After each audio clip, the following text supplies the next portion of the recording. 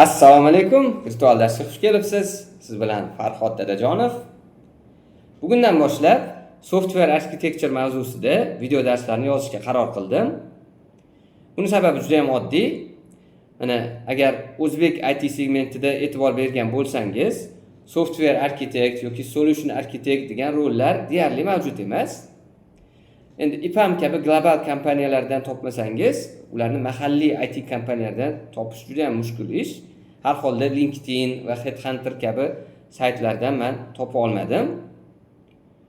Lekin arxitektor roli rasmiy ravishda mavjud bo'lmaganligi arxitektura qarorlarini hech kim qabul qilmaydi degan gap emas. Baribir arxitektura qarorlarini kimdir qabul qilishi kerak. Bu vazifa odatda yoki senior dasturchiga yoki bo'lmasam CTO ga yuklatilgan bo'ladi degan bir xulosa kelib chiqadi odamda.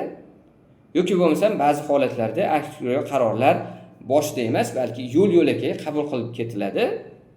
Har holda men shunaqa xulosaga keldim. Endi bu narsani men noto'g'ri yoki yomon demoqchi emasman. Balki menimcha bu ko'proq o'sha bozorning yetishib borish darajasiga bog'liq deb o'ylayman.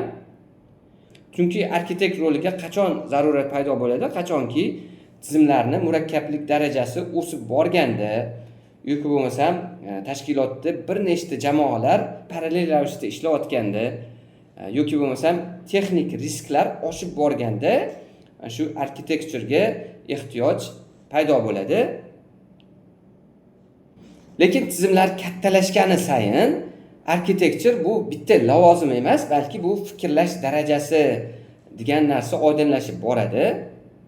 Agar biz tizimni qurishdan oldin uni yaxshilab arxitekturasini aniqlashtirib olmasak, bu tizim tartibsiz, rejalashtirilmagan va nazoratsiz holatda o'sib boradi va uni oqibatida technical debt o'sib boradi.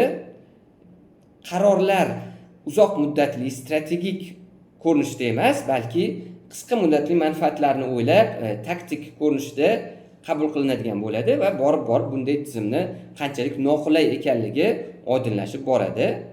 Shuning uchun ham arxitekturga tizimni kodini yozishdan oldin e'tibor berishimiz talab etiladi. Bu kursni yozishimdan maqsad ham shu. Avvalo o'zimni mana shu arxitektura borasidagi bilimlarimni, mana shu yillar davomida shakllanib kelgan tajribalarimni bir video darslar ko'rinishida yozib olish va bu bilan boshqalarga ham mana shu arxitektura haqida bilimlarni ulashishni maqsad qilib oldim. Darslarimiz davomida biz tizimni arxitektura xususiyatlari nima, tizimni qanday logical, mantiqiy komponentlari bo'lishi mumkin, arxitektura qarorlar nima, trade-off tushunchasi arxitekturaning eng asosiy oltin qoidasi, ya'ni tizimni ba'zi xususiyatlariga erishmoqchi bo'lsak, uni ba'zi boshqa xususiyatlaridan voz kechish, technical risklarni oldindan ko'ra bilish va ularga tegishli baho bera olish kabi tushunchalarni yoritiladi.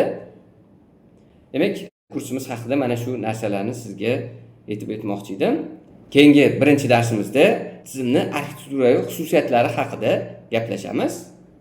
E'tiboringiz uchun rahmat.